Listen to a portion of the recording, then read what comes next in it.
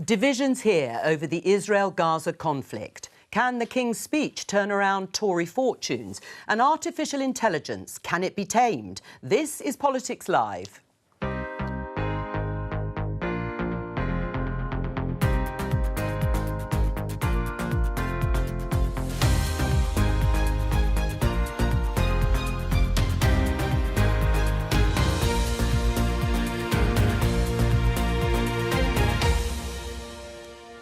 Joining me, Conservative peer and Times columnist Danny Finkelstein, Labour MP Barry Gardiner, Guardian columnist Raphael Behr and former Conservative advisor Anita Boateng.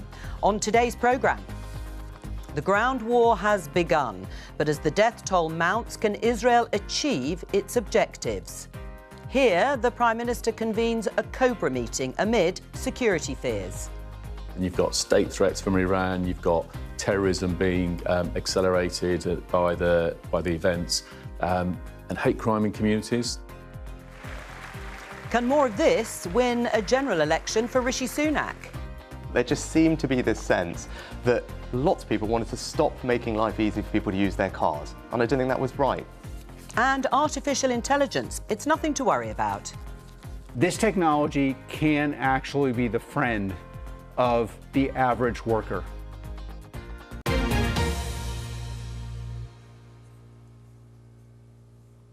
Let's start today's programme with this from the Liberal Democrat politician Layla Moran.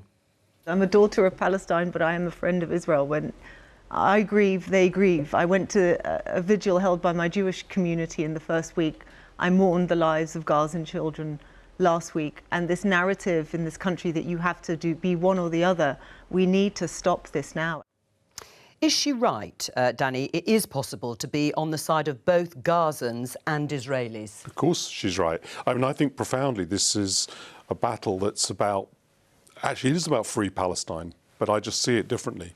I don't think it's enough for Israel to remove Hamas. It also has to satisfy Palestinian aspirations. But at the same time, I don't think it's enough for people to say Israel shouldn't defend itself, should just have a ceasefire after what Hamas did, and shouldn't seek to remove Hamas. So this is about both communities without any question. But obviously, it's naive not to realise lots of people see it differently to that. I do understand that. Barry, do you agree with Danny and Layla that you can be on the side of both people in Gaza and Israelis?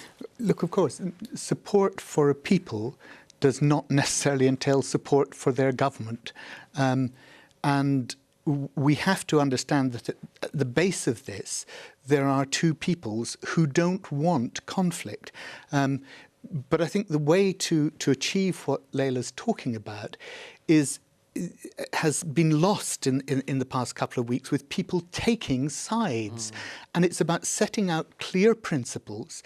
You know, the principle that every people has the right to self-determination, every country has the right to defend itself, that support for a people does not imply support for its government, that no political cause justifies terrorism. These are the sort of principles that we need to embed in our conversation and then move on the basis of those principles, irrespective of who the agents are and whether we like their objective or not. It seems to me that way you get a rational debate that actually can move the situation forward to where it needs to be, which is ultimately political negotiation and dialogue to bring about a two-state solution. Right, that feels a long way off, clearly, at the moment. And for now, is it possible not to take a side in this? Well, I mean, clearly it's possible to articulate the sympathies and the understandings and the perspectives and even the rival historical narratives that both sides bring to this. I think, as you say, what makes it so difficult is actually strategically on the ground. You have this terrible asymmetry where, you know, for Israel's war aims, if they are the elimination of Hamas from Gaza, are incredibly difficult to achieve, perhaps completely impossible to achieve, because essentially Hamas is the terrorist sort of idea, the ideology behind it will appear somewhere else. They are, you know, and certainly without terrible civilian casualties.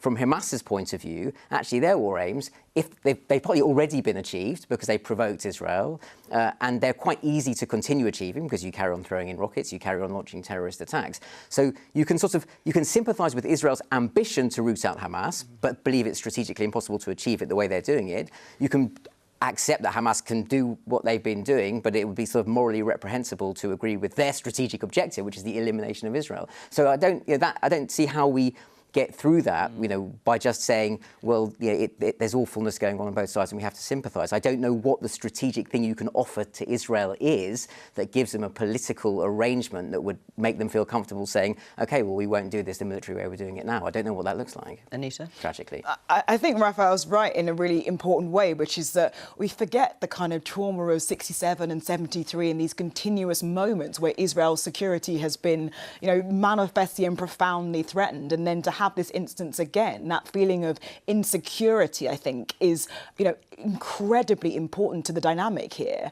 And we are going to have to go on a very long journey here because, Raphael talks about a scenario where, Israel is attempting to wipe out Hamas, which is going to be incredibly difficult. But let's not forget that this situation could also escalate in respect of other regional powers becoming involved. So the potential for this to become a great deal more inflamed, even before it moves towards a resolution, is really quite important. And that's why I think it's important that what we've seen from the UK government in particular is, putting its arm around Israel and having these really important conversations about support and also about the importance of protecting humanity. And we'll talk about whether there is a sustainable solution. You've referenced those previous wars during Israel's history. But actually today, ministers have, I think, just finished an emergency Cobra meeting because of fears that the conflict is dividing communities already very much here in the UK. You can see the Defence Secretary and other ministers leaving that meeting. How concerned are you, Danny, about rising unrest in communities in the UK? The Chief Police Officer already talking about Iranian agents maybe creating unrest, deliberately stoking pro-Palestinian protests. I know we have to use neutral language, but let's face it, we're not talking here about friends of Israel creating a terrorist threat in this country. That's not happening. Right? So what we really mean is agents of Iran or supporters of extremist Islamist groups supporting Hamas by taking action in this country and threatening the Jewish community, which is a tiny community. That's what we're talking about, and we shouldn't disguise that by using neutral language. And I can only talk for my community a bit, because I'm only one person in it. I certainly find a lot of very anxious people who are very worried about the situation. They're very worried about the situation here. Lots of people, because half of the Jews in the world live in Israel, are concerned about the safety of their friends or their relations who live in that country. And so it's a very worrying time for the Jewish community. Mark Rowley said there's been something like a 14-fold increase in anti-Semitism in London and also nearly a 3% increase in Islamophobia and attacks against Muslim communities. It really does feel like, to some extent, this issue really has spilt out onto the streets here. Well, look, I think it's really important that we try and control that. As you know, Joe, I have the largest Jewish school in Europe in my constituency, and I also have a very large Muslim population. Now, we've actually, in Brent, we've managed to make sure that people are talking to each other. We've tried to work, obviously, with CST, with the police, with all groups, to make sure that local people feel confident in their own safety. And that's on both sides, because there's been anti-Islamic manifestations as well as anti-Semitic ones. So it really is, in a community like mine, it's about trying to say, look, what is our history here? We have lived together, worked together, lived alongside each other, engaged with each other, and we need to keep on doing that. We can't allow the horrendous conflict that is going on to come and change that in the UK. But I did want to pick up on what Raphael said, because I think it was really important that he said that it may not be possible to achieve Israel's aims. and in terms of eradication of Hamas in the current situation. If that is the case, then it cannot be right to inflict that collective punishment that we're seeing on the wider community in Palestine. And you know, that is why all the aid agencies, that is why you've got them calling for a ceasefire. That is why the Secretary General of the United Nations has said we need to have that ceasefire. If we have a ceasefire, if we have a ceasefire, that involves, we had a ceasefire before, right? So Hamas, what happened was Hamas broke the ceasefire, right, by killing a lot of Jews. So what if we have a ceasefire now and Israel doesn't respond against Hamas? What is your suggestion at that point? That Hamas is going to agree to a two-state solution? That's obviously not going to happen. That Israel is going to be required to live next door to Hamas, which it was doing before. That a ceasefire, I honestly, you'll know Sadiq Khan better than I can, but I couldn't understand how he could say, let's have a ceasefire, and a minute later he said Israel should have the right to defend itself. I simply don't understand how that works. Look, this is not about Sadiq Khan. It's not about my view on the situation. These are all the major aid agencies and the Secretary General of the United States. The point is, you know as well as I do that at some stage, you know, I'm a former minister in Northern Ireland. Ultimately, you have to talk. It's the only way forward. And of course you're right. It's a horrendous situation. It didn't just begin on October the 7th. There's a huge context in terms of illegal settlements, you know, that have been condemned constantly by the United Nations, by human rights organizations. There are all sorts of pre-contexts to this. But ultimately, the only solution is going to be people talking to each other, people who fundamentally disagree with each other. Of course, I agree with that. And that's why we're all struggling in this situation, because there are no easy solutions. No, I mean, on the issue of a ceasefire, you still haven't answered the question just broadly about how that would work, how you would get and persuade Israel to sign up to a ceasefire with over 200 hostages still in the hands of Hamas, and with having to trust Hamas that they would keep to it. And then I've got a question for Danny on the other side.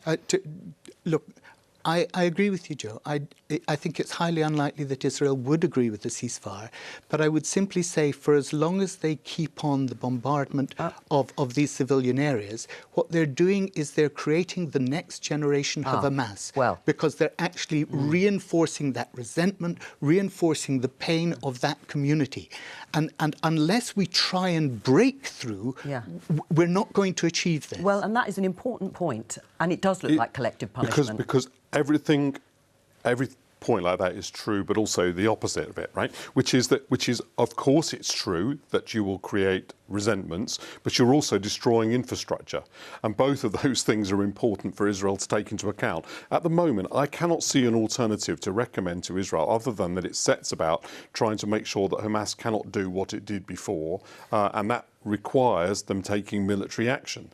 And I think proposing at this point that they have a ceasefire isn't just unrealistic, but it's also wrong.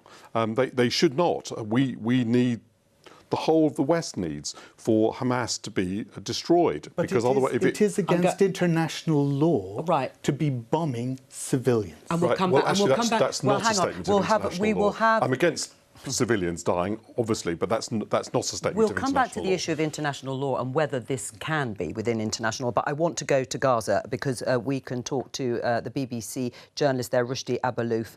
He's live in southern Gaza, and over the weekend, Rushdie, Israel expanded its operation, its aerial bombardment and its ground offensive. What's been the impact on Gazans there?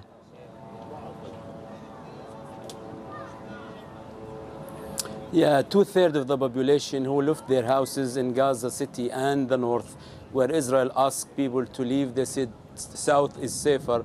Israel have been targeting this area with like 30% of their strikes every day landed around this hospital and around Khan Yunis, and almost 40% of those killed were killed in the so-called safe area. So Palestinians here say there is no safe place. Today we have been seeing people trying to go back to Gaza City because they said there is no place is safe.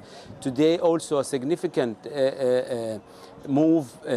Tanks were cutting the Salah ad-Din road for some time. It's the main road that is connecting Gaza from far south to far north.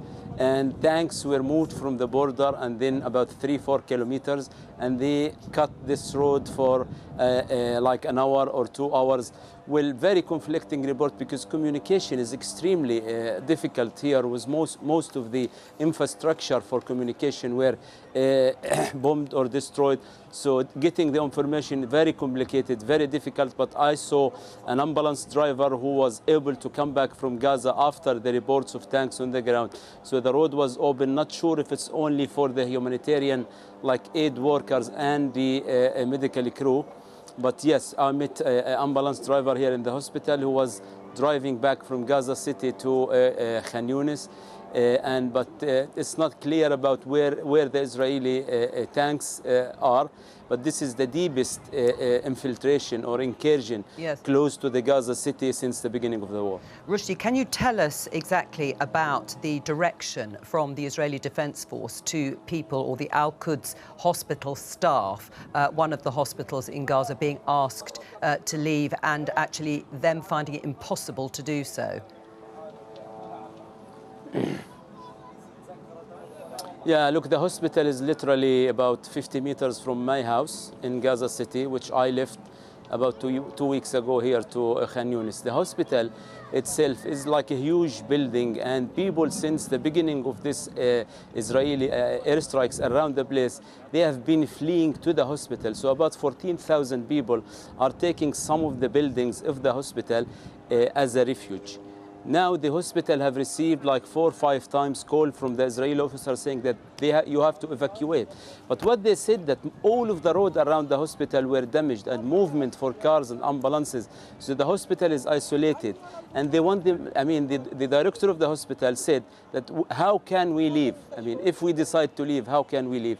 Well, he was in a press conference last night and he said, we can't leave because there is no place is safe. And this is a hospital where we have 8 patients connected to the machine, life-saving machines, and about 100 patients treated in the hospital, and 14,000 people, civilians from around the place, are taking the hospital as shelter. And they said it's impossible to leave, and they don't want to leave. About 10 buildings around the hospital were partially damaged or completely destroyed, all the roads. But last night, it was very close. I mean, the airstrikes was really at the edge of the hospital, damaging some of the properties there, and smoke, dust were inside. All right, Rushdie Abalouf, thank you very much. And we've been looking at pictures of the devastation of some of the surrounding buildings that you've just been talking about. That's our correspondent there in Gaza.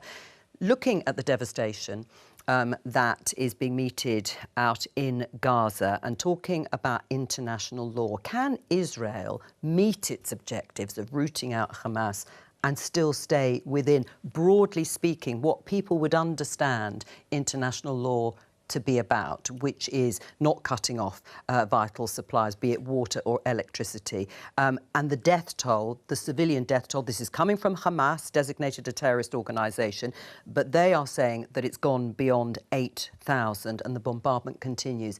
Is it possible for Israel to achieve its aims? Well, I think what we've established in previous iterations of this conflict is that it is incredibly difficult to have a full-scale, large military intervention in a densely populated area without having lots and lots of civilian casualties. I mean, and going back to this debate that you were having just a moment ago about the rights and wrongs of a ceasefire, it seems to me it almost sort of misses the point in the sense that obviously a ceasefire is an expression of a morally desirable thing, which is that there is not war and that the civilians are not being killed, or that you could have the field of battle somewhere out in an open desert where there aren't hospitals and patients, but also a situation where there is some government somewhere, some political settlement that where a country would accept what Israel is being asked to accept in the form of a ceasefire. And there is no government, no country exists that would accept that. So, I honestly, much though I wish the answer were yes, there is all kinds of surgical strikes and things you could do, and I'm sure there are things that Israel could do better than it is doing.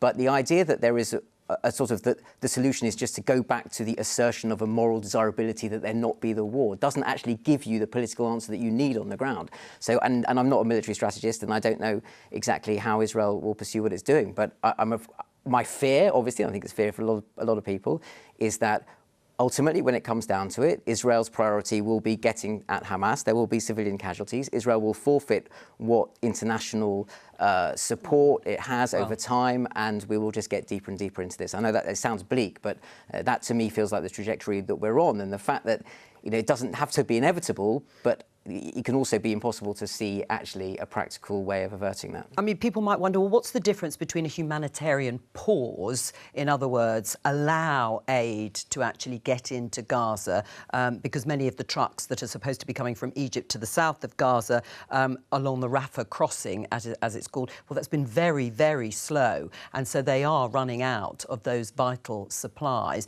And the government, Rishi Sunak, has been very firm in insisting on a humanitarian pause, not a ceasefire. Yes, and this is an important distinction.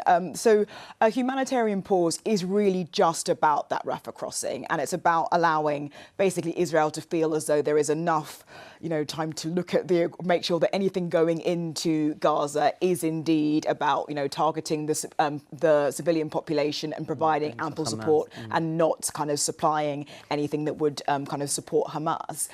And a ceasefire is a completely different thing entirely. That is effectively saying, Israel, you were hit 3 weeks ago. You should no longer be attempting to destroy infrastructure and bases for Hamas. And I should also say that we talk about the bombardment that's happening in Gaza. Israel is also being bombarded. Yeah, so there is a question about how you would implement a ceasefire if one part of those that are attacking Israel are likely to continue to attack Israel. I mean, we've mentioned the hostages, and there was a vigil held yesterday outside the Qatari embassy. There was also a very moving ceremony where empty seats were left for Shabbat, for the Friday night Sabbath, empty chairs of the hostages that are missing. You can see the pictures here, and also 100,000 strong march, pro-Palestinian march, calling for, no doubt, humanitarian pauses and a ceasefire.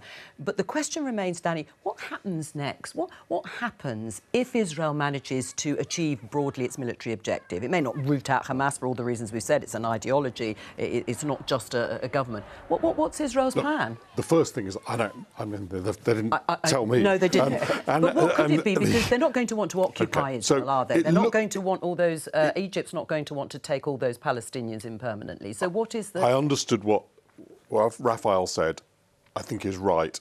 Ultimately, the solution to this has to be political. That means that there has to be a government in Gaza, an alternative government to the government that launched an attack on Israel, not a Hamas government. How that government can be installed, it seems a lot of people who have more sophisticated understanding of the Middle East than frankly I do, are suggesting that could come through some of the Abraham Accord countries who might have more success than the United States or Britain in establishing or helping the Palestinians establish such a government. I think that the Netanyahu strategy, for many years has been that he felt he could control the Palestinians and suppress their national aspirations, hasn't worked. At the same time, an even bigger failure has been decades of Palestinian rejection of sharing the land, right? Which is the only possible solution. And one of the reasons the Israeli government has been pushed towards people like Netanyahu is because people like Ehud Barak didn't succeed when they made extremely plausible offers to Yasser Arafat. And so Israel has offered a two-state solution. It's moved away from that more recently. I think we've got to go back to that. Can I just focus on why everything is around the Al-Quds hospital? And I think we have to recognise that the Israeli government believes, probably correctly, that Hamas is doing what it has often done, which is to hide behind the civilian population, and has located strategic infrastructural assets at that hospital. I think it's important to recognise just how vile an act that is, to do that, to seek the protection of for your military assets by your most vulnerable people. But this is why I think actually a ceasefire is important rather than simply a humanitarian pause. As you said, Anita, the humanitarian pause is about getting food supplies into the civilian population. Important, but it's not a breakthrough solution. Whereas if you take what Danny said about the Abraham Accord countries, if with the United Nations you were able to broker a situation in which a ceasefire took place and the infrastructure that we believe is there could be rooted out by independent parties, then that is something which perhaps could move the situation forward. Are you persuading Keir Starmer of this? I mean, are you and others managing to persuade him to move Keir hasn't sought my view, and I'm quite sure he's got better advisors than I to help him in this. But I think the important thing is that we try and get a way through and not just accept that things are going to get worse and worse and worse. Hamas isn't going to agree to that, though, are they? I mean, they're not going to. You never know. Because, I mean, they fought a civil war. You never know unless they're in you try. control of that partly because they fought a civil war against the rest of the Palestinian government. Right. That's the reason why they're in control of Gaza. And they're not going to give that up because, you know, the two of us said, Right. But is this another issue that is beginning to get some coverage now in amidst this war in the Times? Up close with Israeli settlers in Hebron. This is in the West Bank, in the area that a Palestinian state would be formed if ever it were to happen, as Palestinians flee homes. The issue of settler violence has threatened to undermine support for Israel. This is beginning to become an issue because Israel fears fighting on other fronts. Already it is doing so with Hezbollah, the Iranian proxy in the north, in the south of Lebanon. But obviously Palestinians in the West Bank will be looking on at what is happening in Gaza, and meanwhile there is the issue with Israeli settlers and fear amongst the Palestinian population there. Well, I think this comes down to something that Danny mentioned earlier about the sort of the Netanyahu strategy up till now, which essentially became, having given up on the idea that you could make a two-state solution work, you move to total deterrence, which means you essentially wall off the Palestinian areas, you withdraw from Gaza, you contain Gaza, and you can call that a siege or however you want to describe that situation. But essentially you cede it to Hamas, but you protect yourself with Iron Dome, with with air defence missiles, big walls, using the Israel Defence Force as the insuperable military power in the region. And that appeared to work in terms of keeping Israeli citizens safe enough for long enough, and October 7th completely destroyed that impression. And so the sense you've got this, and going back to something that he said earlier, that this sudden recrudescence of extreme insecurity in Israel, that the country is so tiny it could suddenly be completely overrun. You look at Hezbollah in the north, in Lebanon, you worry about the West Bank, you feel you've completely lost control of the situation in Gaza. So in answer to your question, yes, I think the feeling now that you've got a sense of the vulnerability of Israeli statehood that is more extreme than it's been for a generation. And obviously, from the outside, whether you're looking at Iran or Hezbollah in Lebanon, people thinking, well, yes, that is actually true. And the IDF is now pinned down in various ways. And that danger of an escalation that really makes it an existential battle for control of that whole territory, I think is probably the most alarming. But Danny, is Israel going to this. lose support because of those illegal settlements in the West Bank? I certainly think that support for that policy, Netanyahu's support for that policy, is both a moral and strategic error, and I've said it many times, and the nature of that strategic error has now become apparent. But the political support for Israel, I spent most of my student years with people who supported the Palestinian cause telling me that Israel ought to give the Golan Heights back to Assad. It was not a very good idea. Right? And as we all know now, but nobody proposes that because the idiocy of that is obvious. We cannot expect Israel to have to feel secure with Hamas on its borders. The only way of going forward is for Hamas to be removed. Barry's plan, which is to kind of stare them down or talk them out, I think it's motivated by by great compassion, which does you great credit, but I don't think it'll work. And so, therefore, the only possibility is to try to destroy their military infrastructure and then work with other countries to replace that.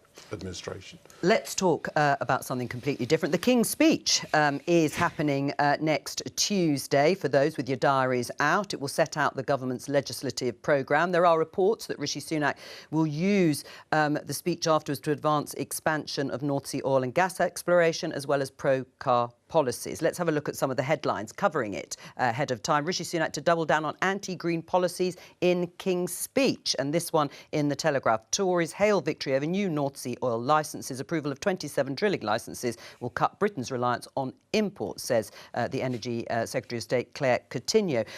Is this a winning strategy, Anita?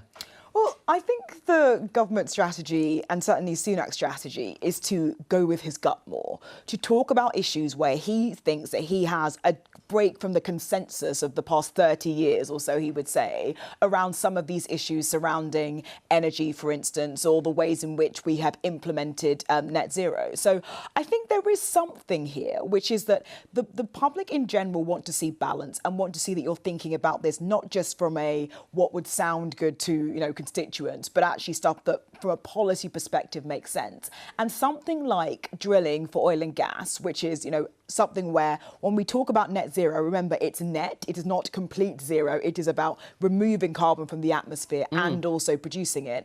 If we're going to get it from other countries, why not get it from the UK and support jobs? I think that's the kind of thing that you can persuade the public is a good idea and makes more sense in the medium term as we make this transition. Right, I mean, it didn't help in Tamworth and Mid-Beds, the recent by-elections, but by-elections are by-elections, this strategy. But clearly the government wants to drive a wedge, put clear blue water between the Conservatives and Labour on these issues, particularly on the green policies. Joe, this is much more important than party politics in the UK. And what we're looking at, and I understand why Anita says what she does about energy security. What I can't understand is why Claire Coutinho is saying it, because she's the Secretary of State for Energy. And she knows very well that any energy that we produce in the North Sea, any oil or gas we produce in the North Sea, is sold on international markets. It doesn't come into the UK. So this idea that this is going to enhance our energy security is complete and utter nonsense. But is it a good political strategy? No. If you want to talk about the politics, we can talk about the politics. I said they supported jobs, by the way. My point was about jobs. If we're going to have oil and gas, we would have oil and gas supporting UK jobs as opposed to others, not about where you get your gas from. The clip that you showed, Joe, was Claire Coutinho saying that this was about energy security in the UK. It's not. We have already identified 5 times more oil and gas than the world can possibly burn if it's going to stay within the 1.5 degrees. So that's the International Energy Agency. Yeah. Just read what the Committee on Climate Change, which for 11 years has been chaired by a former Conservative Environment Minister, Lord Deben, formerly John Cummer. He is excoriating on the point. The Climate Change Committee has already said that the government is lacking the implementation policies to deliver 38% of the targets it's identified for 2030. And now we're going you argue further. against the substance, but what about it being an election-winning strategy? Well, you see, I always think that by arguing about the substance, you persuade people. That's why I argue on the substance. But I know what the Prime Minister is trying to do, and Anita's right. He's trying to create dividing lines, just like... I didn't say that, by the way. No, I said that, I think, actually. I was the one that said it might be creating dividing lines. Because are they clutching at straws, or is this, as Anita said, this is genuine Rishi Sunak and thinks he's responding to real concern? Well, it can be both, and I think there's a sort of a glib interpretation, which is they sort of overread what happened in Uxbridge and decided that actually this is the wedge, to do it because enough people can be persuaded that that green policies are making their cars too expensive, and actually you can by taking a partisan position in an alleged war on motorists, you can hold on to some marginal seats. Now, that might be true. I actually think politically it's also a misjudgment. Not necessarily because although the argument that Anita expressed, which isn't necessarily her argument, but the political strategy, which is that you can get to net zero by a different way, which saves consumers some of the cost. And actually, there's a perfect middle way between eco-radicalism on one side and climate denialism, and there's Rishi Sunak brilliantly in the moderate middle. You can make that argument. I don't think that's the argument people are hearing. I think people are hearing Rishi Sunak, Conservative, has basically given up on caring about climate change. That is, I think, what they've broadcast. I think it's a communications fail by Number 10, because that is what people are picking up, and that's a terrible position for the government. I'm amazed you think they're picking even that up. So the starting position we're having is that any of this will make any difference to any of the things that we're talking about. Well, that may be... Right? And I agree with Barry, actually. I think the question here is the substance. I think the impact of somebody making an announcement that they're going to have some legislation in the Queen's speech on most people, on the King's speech, on most people is completely lost. They don't know there is a King's speech. They don't know what a King's speech is. They do now, I've told them. Yeah, I know. But I'm saying, obviously, the people watching this programme do, and lots of politically engaged people do. And I'm not saying it doesn't matter. I'm simply saying that... Well... we shouldn't overinterpret how much people are following nuances in the political argument. Insofar as the economy ends up growing faster at the next general election, Rishi Sunak may be able to run a Britain's on the right track strategy. I don't think he's going to be able to run a Britain, it's time for a change strategy. I don't think that'll work.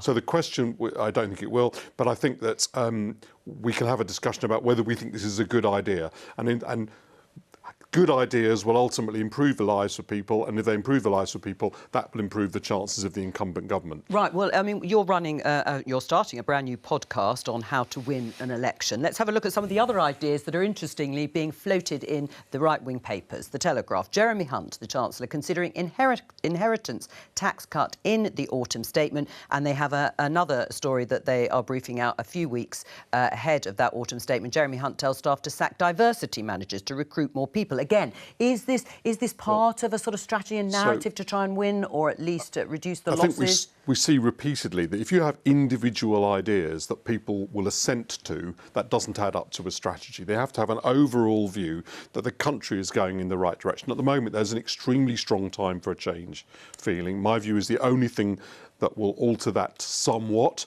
is a feeling that the economy is going in the right direction, driven to a certain extent by sensible decisions by the government. I think we're running out of time to see that happening, so I think the government's got difficulty making any of the viable strategies work to help them win a general election.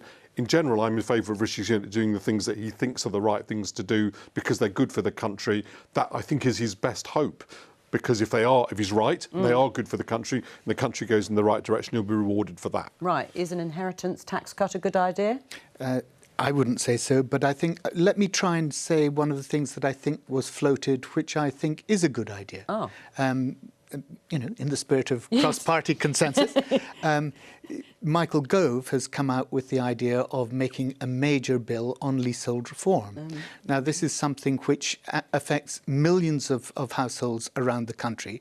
The trouble is, what he's proposed would end leasehold only for houses, of which only a few are actually created leasehold every year.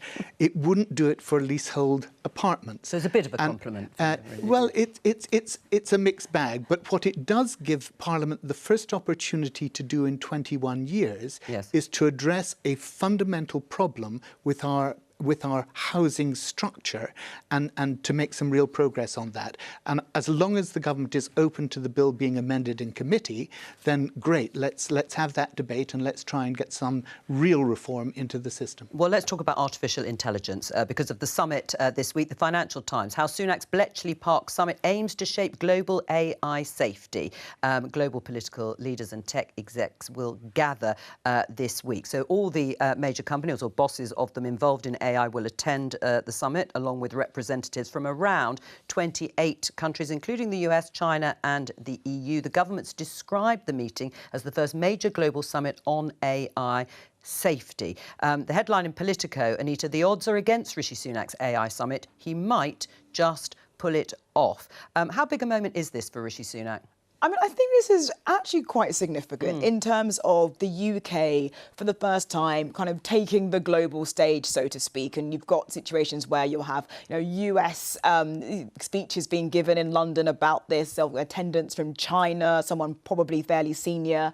So I think this is incredibly important. And the UK has moved towards having a very clear point of view about AI, certainly about some of the long-term risks and opportunities about AI. So I think that's all incredibly positive. And Sunak being somewhat of a, I guess, considered to be a kind of huge fan of technology. A geek. Yeah, him being able to talk about what some of those risks and opportunities might be, I think, again, it's something that he really believes in. So I think that matters. Right. But I do wonder that we're not having as much of a conversation about the kind of short and medium term impacts of AI. For instance, around deep fakes and fake news. And we've seen kind of, the Slovakian elections. We've seen instances of the Pentagon fake attacks that affected the markets and market manipulation, and some of the stuff around, people's voices being faked, and what that really does to kind of trusting technology right now. Right. Because the technology is only going to get better.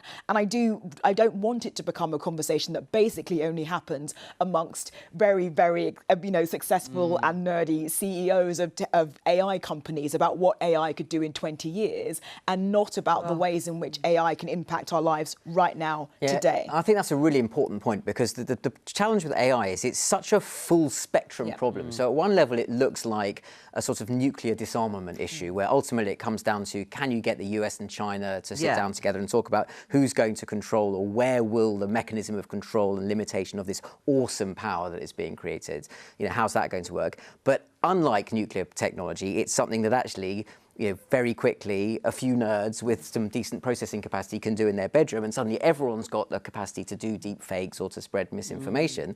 And then it becomes a question of, well, we don't, we should be regulating this right now. And I was a bit of a skeptic initially about whether Britain could occupy this sort of mediating role, and whether the summit was a bit of a just sort of essentially spin and trying to aggrandise a role for the UK that it can't have. I've been persuaded by people sort of in the sector who say, no, actually Britain is quite well positioned for this. But just one crucial point, I did listen to the Prime Minister's speech on this last week, and I thought it was very interesting that he made all these very good points about the challenge and the threat and how big it is. Existential threat. Existential. And then he said, but we don't believe in regulating hastily, and so we need to sort of think about what the risks will be. And I think there's a contradiction there he needs to resolve. He needs to actually decide for himself at what point the state is actually just going to have to take charge of some of this stuff. OK, I'd tweak that slightly. There's a tension rather than a contradiction, right? So I think that these things are in tension, but you have to try and do both, right? You have to not dive into the sector in a way that destroys possibilities, but you do have to look ahead and see what the changes are. I mean, maybe I'm just reframing what you said in a fatuous way, but and pretending to disagree with you so that we can both be on the TV programme together. But I mean, essentially agree with you, with what Raphael said. I think we have got a real possibility with AI. I'm very excited by what it can do. I do think it can actually help people do their jobs. I think it can create money for us, but we've got to make sure, not to say the banal thing, that it doesn't destroy us all, because that is definitely a small but actually real possibility. But picking up on Anita's point about trust, how you get the public to trust it if it's used in policing, if it's used in security, if it's used in employment. How do you do that? Can it be tamed in that way? Well, it is about power, isn't it? It's about who has the knowledge and therefore who has the power. And the trust that we have in our institutions must be properly regulated within a framework where we can be sure that they're not abusing the power that they have and the knowledge that they acquire through AI. And that is what is so difficult.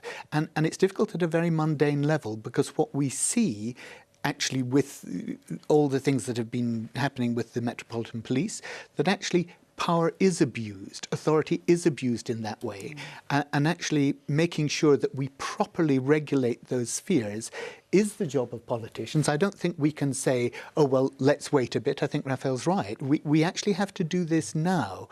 And we may do it imperfectly, but we can get better at it over time. Anita? Well, the challenge with regulation and thinking about it as like a set thing that happens is like the level of expertise and the pace of change is quite rapid. The EU brought in a legislation that feels pretty much very out rules- of date, yeah, really. rules-bound, yeah. And so you do have to have a situation where, like, the regulators have the level of expertise and, honestly, relationships with researchers who are developing the technology to be able to meaningfully understand it and therefore get to a position. Whereas you don't want to be in a kind of online safety bill scenario where it feels like the two sides are just not speaking to each other and therefore it's not very effective. So there's a bit of a, I don't support a sort of something must be done for its sake. I think it has to be something very smart that understands the technology well. It's all we've got time for, but thank you very much to all of our guests today. I'll be back tomorrow with more at 12:15.